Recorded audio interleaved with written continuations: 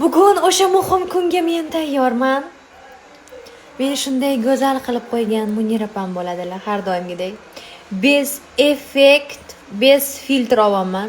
Ko'rasizlarmi? Yuzim yaltirashini, highlighterlarni ham vashi cho'tga qisirib qo'yadilar deyapam. Vashi udarsiz, sizni sevaman, I love you. Kechqurun boshqacha obrazda bo'laman, hozir boshqacha obrazda. Nimaga siz boshqa stilistlarga o'xshab videolaringizga persona ishlatmaysiz? Ha? Uyalishingizni qarang. Rost qolganlar bor-ku, voy makiyajni zo'r qilarkan, shunga boraman deb boradi.